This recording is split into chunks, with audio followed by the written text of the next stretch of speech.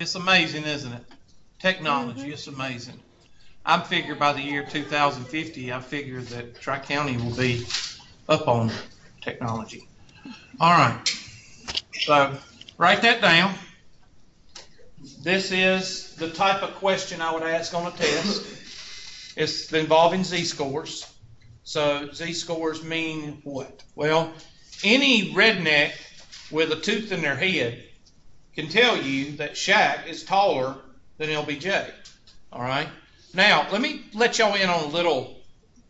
LBJ is not that basketball player that they try to compare to Michael Jordan, okay? LBJ is probably the third worst president of the United States, okay?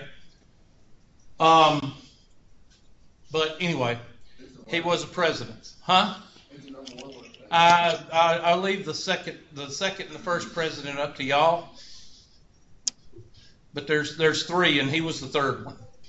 Okay? But he was one of the taller presidents. Now, let's ask this. How many of you know the, what do you call it? Prerequisites or the whatever to be President of the United States? Constitutionally, what are the prerequisites or what are the qualifications for President of the United States? How much? 35 years old.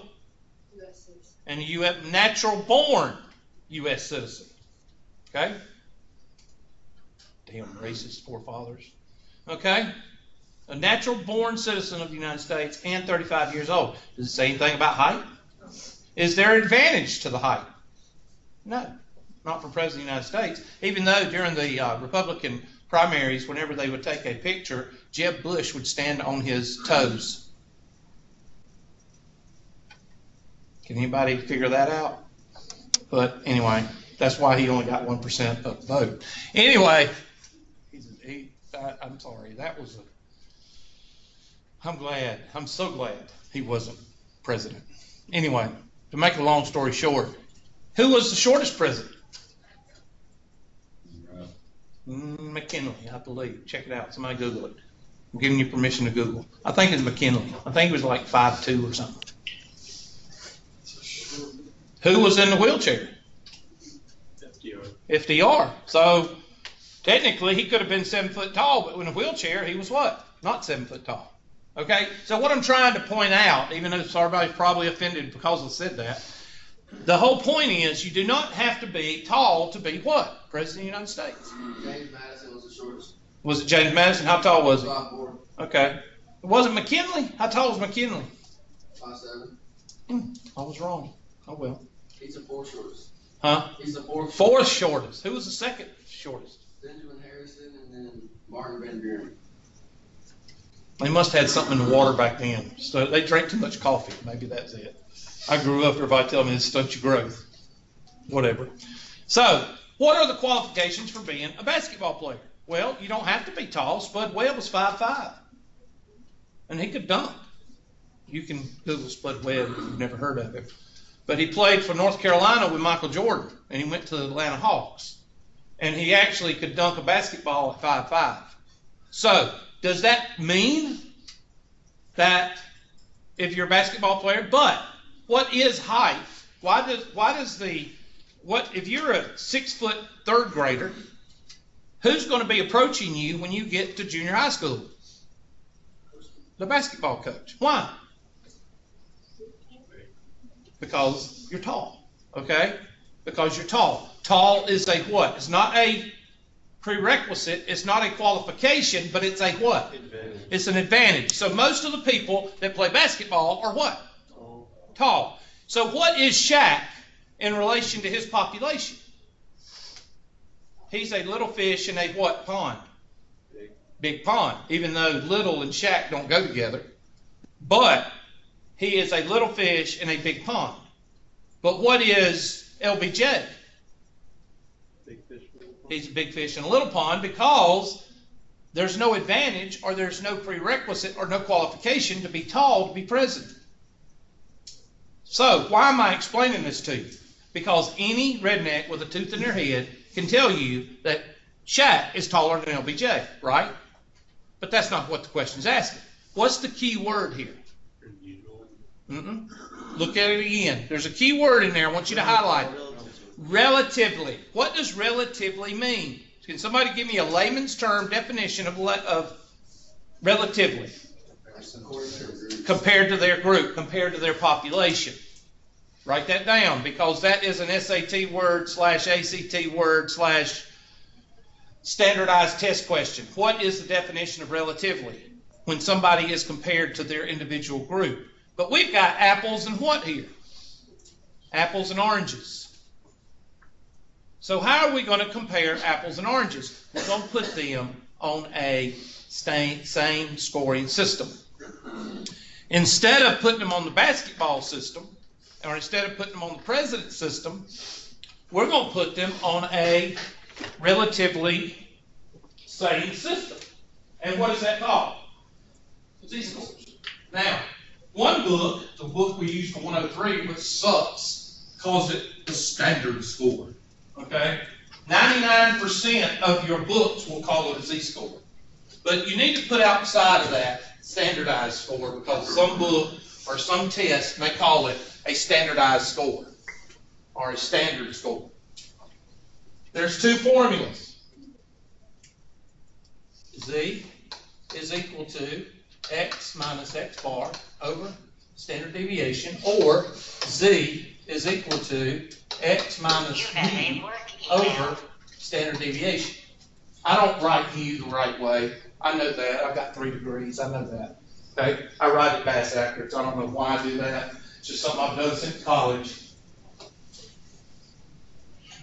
What's the difference between those two? Somebody tell me.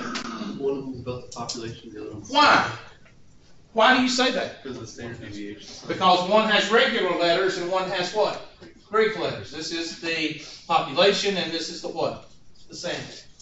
And that's exactly why you need to know the difference between the parameters and the statistic. So if you're sitting in a presentation, or if you're given a presentation, you know the difference between the two and you don't sound ignorant. All right? That's why you need to know the difference in the parameters. Is the formula the same? Yes. Doesn't matter which one you use, no. Okay? It's the same thing. So you have to find a Z-score for LBJ and for Shaq. And you have to put them on the same scoring system. Which is, Ms. Vollrath, is that coming in pretty clear? Yes. Good. All right, the Z-score, when you're working with Z-scores, or working predominantly with Z-scores, you're going to have, and we're going to get into this in chapter 6 and 7, you're going to have two types. You're going to have mean is 0, and standard deviation of 1, and that is what we're dealing with now. Later, it's going to be something else. So 0, 1, 2, -1, and -2. If you want to carry it to 3, you can. You can carry it to 500 if you want to.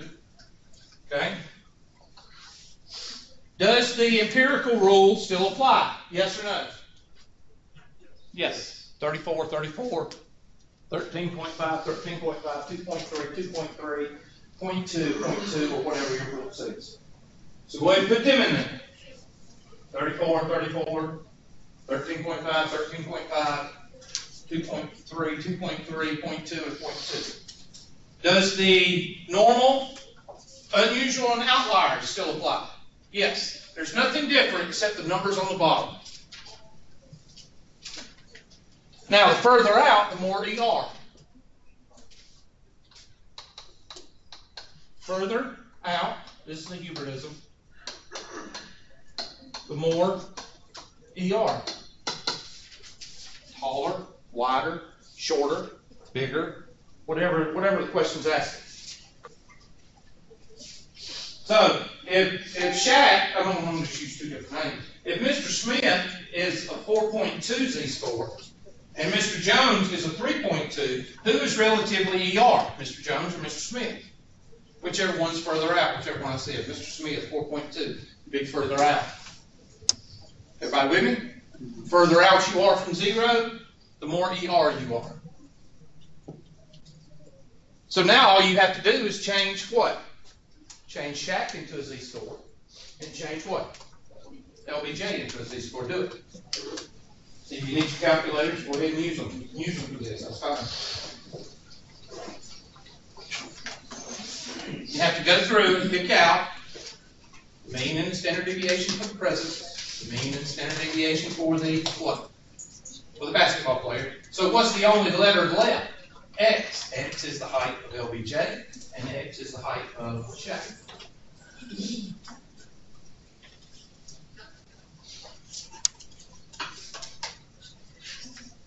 I have been using that question since I've started teaching 120. Do you know why I picked this question?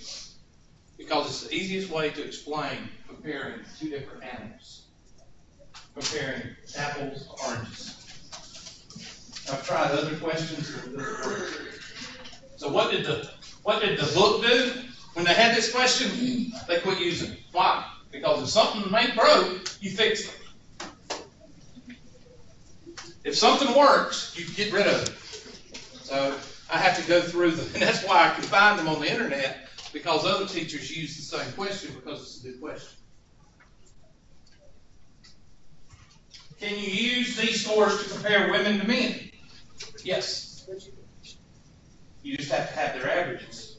You have to have their standard deviation.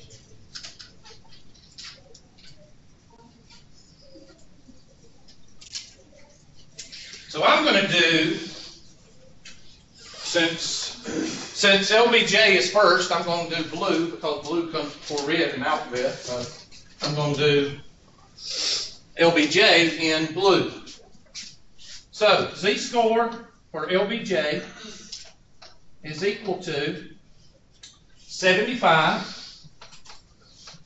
minus what? 71.5. Thank you. 71.5 over 2.1. Somebody give me that. Now, z-scores go to two decimal places.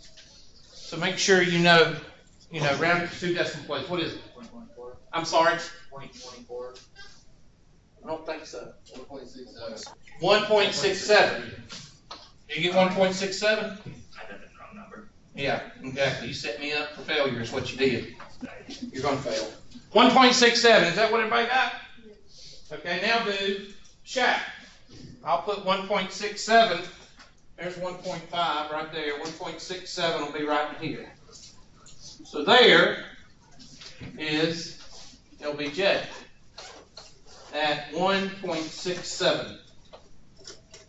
All right, now I'm going to go to red, and I'm going to do 85 z-score for Shaq equals 85 minus 80 over dang old 3.3.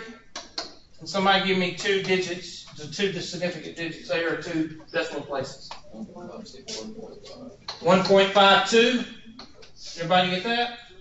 So that goes 1.52 be right in there. And that is Shaq. So tell me who is relatively taller. LBJ is relatively taller. And that's how you compare apples and oranges. Now, do you sit there and think about it? No. You sit there and say, okay, he's further out, so LBJ is relatively taller, and you write that down and you go to the next question. And that's how you do z-scores. Now I'm going to go ahead and show you another thing about z-scores. Why? Because it might be in your homework. I don't think it is, but I'm going to go ahead and show it to you anyway because you're going to see it in chapter 6 or 7 whenever we get there. And that is Oz plus mu. Solve this for x. Do that. All of you have algebra 4. So solve it for x. See what you get. If you can't do it, just consider yourself a what? A failure.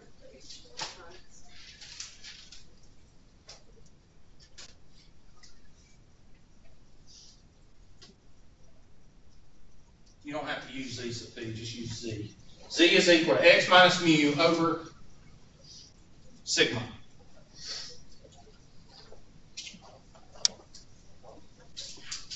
Are we solving for Solving for x. Solving for x right there. Now, x by itself.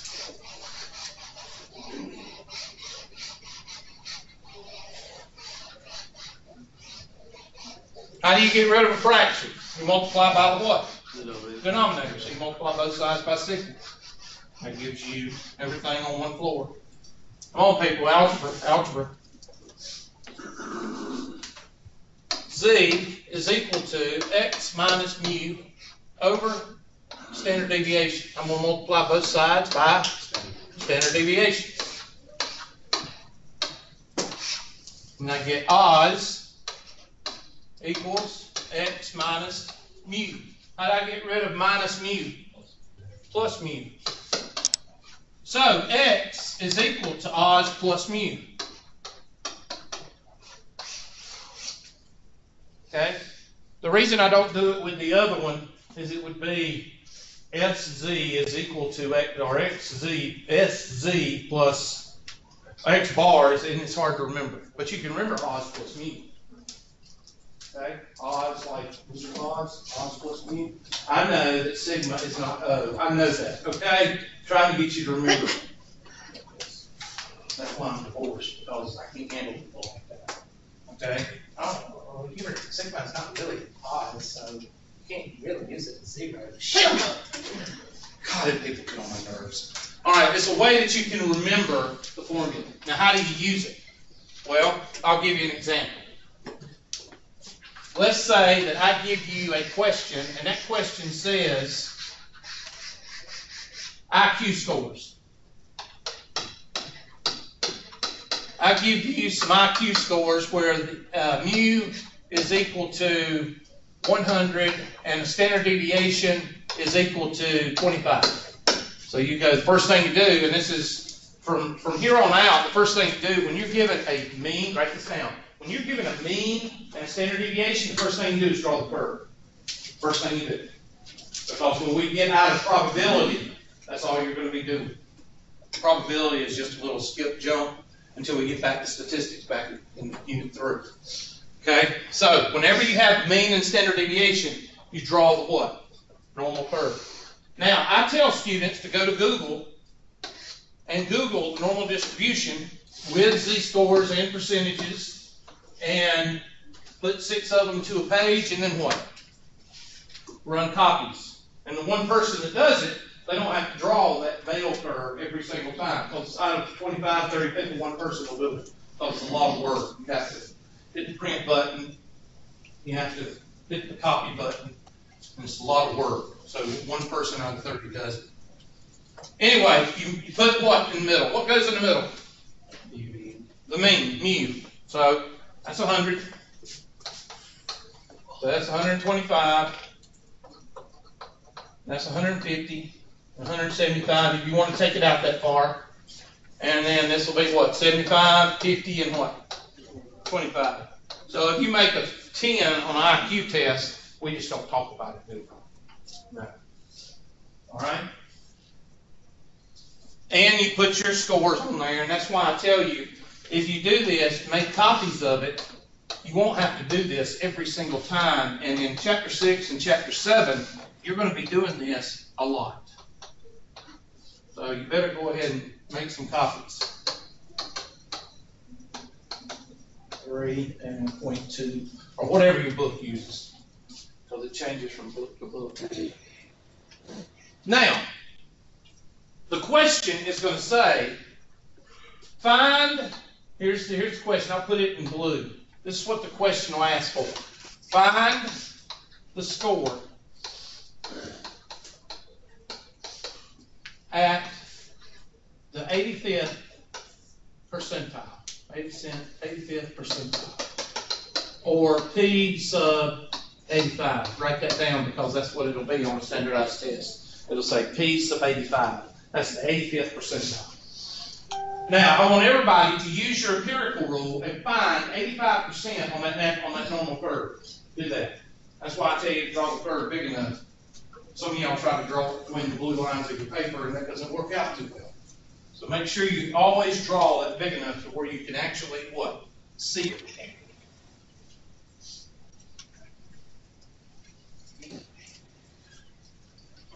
So, how do you find, well, which way do we read? Which way do we read? Left to right, unless you're from the Middle East, Maslama. So this is empty. This is a quarter of a tank. This is a what? Half a tank. This is 3/4 of a tank. And this is what? Full. So you know that 85% is going to be somewhere in here. So let's go ahead and add up. Let's see. This is 2.5. This is what? 16. 34 is 50. Half a tank. 50 and what? 34 is what? All right, 84 is right here, so 85 is going to be somewhere right here. Now, somebody tell me, estimate a z-score for that right now. Estimate. That means squiggle, squiggle, dot. Somebody give me an estimated z-score there. 1.1? Maybe? Okay, I'm going to go 1.1. And somebody give me an estimated IQ score. Okay, good, 127. But that's not good enough for government work, is it? You got to actually find which one it is. Why? Well, what you got to find? You got to find this guy right there. You got to have the z-score because you already have what? You already have everything else. Good job. You're paying attention. You're the one. Okay. So what do? Well, you got to use your calculator. Inverse norm. I would show you the tables, but we won't get into the tables in chapter 6 and 7, and the tables now are kind of what? Secondary. It's kind of like back a long time ago when I was in like high school and going to Tri-County and Clemson a long time ago. They were making the transition between tables and calculator and trig. Okay? Back then, the calculators was those TIs. I call them the Satan calculators because they wrote in red. Y'all know what I'm talking about? The black screen that had the red letters. Things were evil. Okay? That's what we had. But they were basic sine, cosine, tangent, blah, blah, blah. And we're making the transition, but we still had to use the tables. That's where we are now. It's just the calculators now. That's why we all put on what's on the front page of your syllabus. What should you have in here as far as calculator? TI-83. So if you don't have a TI-83, one, you didn't read your syllabus, and two, I'm sorry. Okay, you need to get one. Beg, borrow, steal, or share. Inverse norm. How do you get there? Well, first of all, this area right here is the area under the curve. Now, we can go into the calculus, and we can actually do the calculus if you want to, but we're going to go ahead and say that it's 0.8500, okay? All areas are 4 digits. Remember that, 8500. Because the question said 85th what? Percentile. So, you type inverse norm. Well, here, but I don't know how to get inverse norm. Well, I'm fixing to show you. That's my job. Orange. Let's do this right. I could set up a poster for y'all. It's kind of an orange and reddish. Somebody look on your, what is it, orange or red? I mean, orange or yellow. Which one is the second key? It's kind of an orange-yellow, but I only have orange and yellow, so which one is it? Blue. What? Yes, okay, we'll go with blue then. Some of y'all have a blue key, so we'll go with the key that has that on it, and it has second. Okay, well, we'll just go with you because everything revolves around you, right? Who said that? I didn't even say that. I was wondering. Who said it? I don't know. Sam looked at me. I was So like, everything revolves around you, so it's blue. I was thinking, Okay. You're such a mate. All right. That's what females say all the time. The world don't revolve around you. Whatever. Just make sure you run fast as you can. If they Oompa Loompa run. All right, second key. Now it could be orange, okay, but we're gonna say blue since the world revolves around certain people. All right, and what? Bars. Second bars, basically distribution. If you look above the bars key, it should say distribution, right? Yes. It's a mirror. All right, distribution, and then go to inverse norm. I think it's number 3. Somebody tell me. Yes. Okay, I'm gonna write a big key, and this is not number 3. It's number 3, but it's called inverse norm. Inverse norm says basically, give me the z-score for the area in the curve, normal distribution. That's basically what that says. So if you need to write it down, write it down. Give me the z-score for the area under normal distribution. And now you type in 0.8500. Now what did we say our approximate z-score was? 1.1, 1.2. So if we come up with 5.7, we know that we've typed something in what? Wrong. Use common sense. So I'm going to type in 0.8500. And somebody tell me what z-score you got. Two decimal places. What? Oh my gosh, look at there. Isn't that a miracle? We said 1.1. So now you have what? Now you have your z. So what's our standard deviation? 25.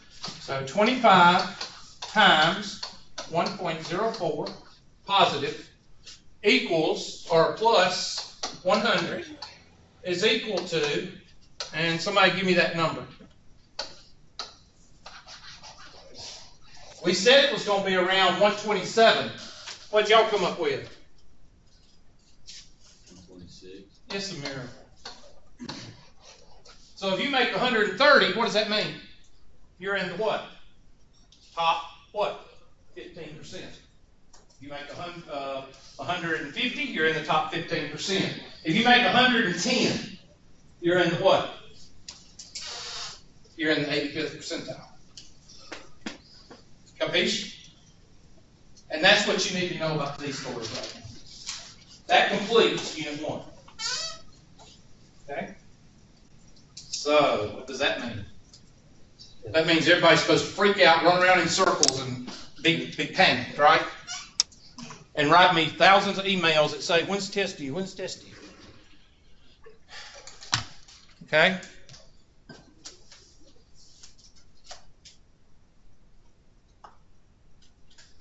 That's not right. Somebody tell me what time it is.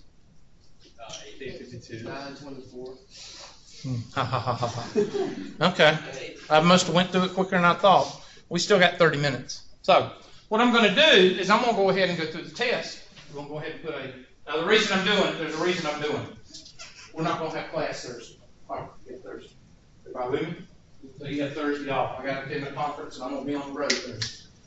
I could stop on the side of the road and Skype in and do the Skype thing, but I'm just not going to do it because you're having a test and y'all can be working on homework. I'm going to extend the homework until next Tuesday, so that way if you have any questions, you can what? Send them in. But we're just going to go through the test so you can see what the test looks like. Capiche? Now you need to ask 15 questions. Before I get to the due dates and everything, go ahead and ask 15 questions. Oh, are you going to go over homework? Not today, but probably Tuesday. Okay? That's going to be Tuesday's class.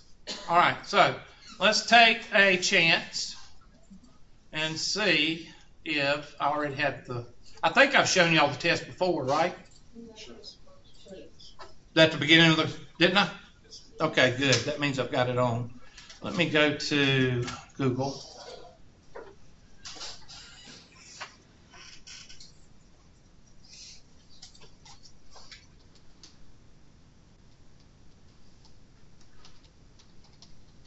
And that way, people that, I do have some people that actually are finished with their homework or close to finished, and that's good. And that gives it, in case I missed anything, which I don't think I have, but if I did, I can go over it Tuesday if y'all send the questions in. Capiche? Okay. Y'all not going to talk to me. All right. Y'all are 1:20, 8 o'clock. And let me go to assignment. And usually, I usually give y'all a week, but I may be giving y'all a little bit more, okay? Let's see. Nope, I don't have it loaded. I thought I had it loaded. Okay, let me go back and I'll pull it in. I thought I showed it to y'all. Okay, import. Next. And what was fall last semester? Fall 18. That's good enough. Next. And I might as well go ahead and pull in everything. report. Okay. And I'm gonna go in here. I need to unassign all these because some of y'all be stressing out.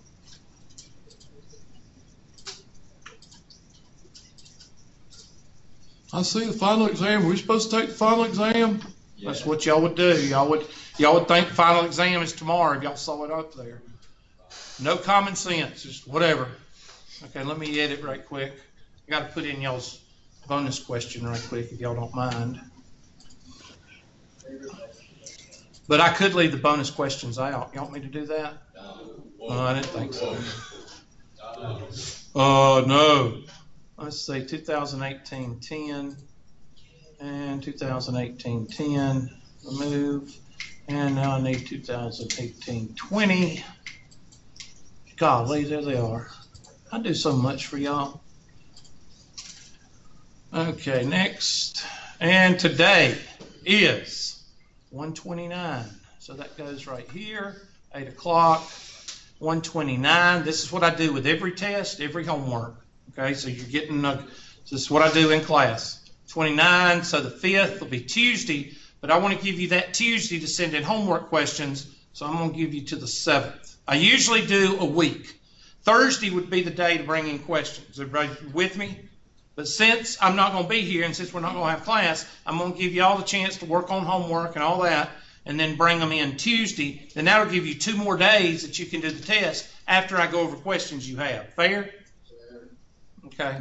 And that's going to, all mine are always due 11:59 p.m. Now, why'd I do that? So y'all will know it's after the nightly news, and that means dark, okay? Because some of y'all will try that. Oh, I thought it was due at lunchtime. Bullcrap. Okay. You got 3 chances to take it. How does MyLabs Plus take that? Does it average them or does it take the highest grade? So if you make a 98 on the first one, you do not need to email me and say, do I need to take the other 2 tests? Because I will not what? I will not reply. Save and assigned. So there it is. So now let's go to our handy dandy main menu and we hit quizzes and tests. Look at there. It gives us a due date. It gives us the time that you have. It gives you how many attempts. And if you hit it again, it's going to give you all that same material. You'd be surprised how many people's going to text me or email me or call me and leave a message and ask me all this information. 90 minutes. How many questions do you have? 26 questions. It's due on the 7th. Start test. Now, have y'all seen this? Have I showed y'all this before? Yeah. I thought we did. Okay. And there's your first question. When is the week of finals? Now, I'm just going to go through and answer this because I want to show you. That's April 24th. It's the only date that what? Makes sense. That's all my questions. Although covered in class, how's the best way to contact Hubert? Cell phone. Determine whether the variable, now this one I'll answer because is a favorite musical band, is that quantitative or qualitative? It's qualitative because you can't count it. Okay, you can count, but it's not a mathematical description. So what? Which one is it? It's qualitative, so find qualitative. And which one is it? Attribute. That means it has to do with something besides numbers. Okay? No. Southern Baptist, that's rough for being Southern Baptist. You have to sit on the front. Whoever asked that question. Somebody's going, what do you mean Southern Baptist? Southern Baptist sit on the back. I'm a Southern Baptist. I'm making fun of myself, okay? Okay. Find the sample what? Variance and what? Okay. Now, we will go over how to do the calculator and all that. We'll do that Tuesday. I forgot to do that. But most of you already know how to do it because you're on the calculator drill team in high school. All right? Find the population what? Mean and what? Sample mean. It's the same thing. All right? Because they give you the sample. The sample, they don't give you a population, so it's going to be the sample. It's going to be the same. That's really a dumb question. I don't like that question. All right? This is another company frequency distribution. Here is the frequency distribution. Okay? So you click on that. It shows you the frequency distribution. Why does Hubert not entertain extra credit, extra reports, dropping any grades during the final weeks of the exam? I will take C for the answer, but it's not C, it's what? B. The only question, the only answer that what? Now there's a reason I'm doing the bonus questions. There's a reason, okay? This is a box what? And 5 number summary. We did that. And I'll show you how to do that question on Excel, and it'll take a whole lot less time. Find the what? Range. Oh my gosh. If you miss this question, don't what? Tell anybody. Okay? Yeah, don't come back. Okay? Because you can't miss this question. If you miss this question, you keep it to your what? Self. Don't raise your hand and say, I missed the range question. What is it? 19 minus what? 0.8. Does Hubert replace your lowest grade with your final exam grade? Which one is it? Does anywhere in there does it say yes? I had a student try to tell me, the deadhead I told you about that didn't bring his stuff and sat right over there, the deadhead, legalized drugs guy. Yeah, he really legalized drugs. Idiot. When is the last day of class? Be offended because I put Judgment Day. You're making fun of the Bible. It's a movie. In your grade book, to find your grade after you've completed all assignments, which one should you use? Which button should you hit? They're not supposed to clump them all together. It's supposed to have math questions, but it doesn't ever do it right. What's the only question? What's the only answer that's correct? People miss this question. Okay, what is weight in gravel? What is anything measured? Continuous. So somebody tell me continuous right here. There it is. If you look at your overall grade and it has decreased from several days ago, what has happened? I will take B as an answer, but that's not the correct answer. A 0 has been placed for a misplaced, these are questions I get at the end of the semester. A certain standardized test score has been bell-shaped distribution. Okay, this is what? Empirical rule. So make sure you know the empirical rule. And of course you can open your book and it's right there, okay? Find a sample standard what? What does the directions say right here? 1 decimal point. If it says 1 decimal point and you don't do it, I can't. Now, if it's vague and if it just says find the sample standard deviation, I'll take pretty much any answer that's correct because they don't tell you. Now, what's the standard rule? If it's a whole number, you go to the 10th. If it's the 10th, you go to the what? The 100th. If it's to the 100th, you go to the what? The 1000th. You always carry it one more than what's given. That's the standard rule. Okay? Next. If a student does not complete a homework assignment or test, what grade will be recorded for that assignment at the end of the semester? I had a student, the one that went on the cruise. I don't know if I told you about the cruise. I didn't know I'd get a 0. Yeah, whatever. If you have incomplete assignments and Hubert puts a 0 in for the grade, what will the 0 do to your grade? I didn't know a 0 would decrease my grade. Really? You've had 12 years of school and you don't know that? Whatever. A highly selective boarding school will only admit blah, blah, blah. Okay, this is empirical rule. So you got 2 empirical rule questions. If you miss a question on a test and you believe it is correct, what should you do? I really like send several emails to Hubert with the last one saying hello. What do you do with a challenge question? You see me what? After class. What should a student do if something happens and they are out of class for a while? Funeral, high school event, wreck. What would you do at work? Blame it on the Russians. Yeah, exactly. Communicate. That's what you would do at work. And I think everybody can figure that one out since the Marine Corps is the only one that's got the United States in front of it. People miss that one. They do. What does the homework terminate? Toward the end? It's about half and half, 13 and 13. So if you take several forms of a test in Hubert's class, how is it counted? I get 3 or 4 at the end of the semester. Do you average the grades or do you take the highest? Do I reply? Nope. So even if you don't have a clue about the math in my class, what could you make?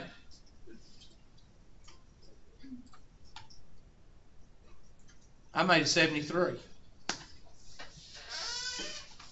not bad. No? Yeah, 2 more shots. But as the semester gets, there's more and more math questions. I kind of give y'all this one, okay? There's more math questions on Unit 2, Unit 3, Unit 4. All right, who's got questions? All right, so what are y'all going to be working on between now and next Tuesday? Homework and what? Test. Now, what if you have a question on the test and you want me to go over it? Then write it down or write down the number, the form A, B, or C, the first try, the second try, the third try, and then number 15. And then I can pull it up on the computer, okay? All right, y'all get out of here and have a good day, and I'll see y'all Tuesday. Have fun at your little conference Thursday. Yeah, I'm going to chase wild women. Oh, yeah. What about? Say it loud. What about what? It's okay. Don't worry about it. I've already taken it the first 2 weeks. Go.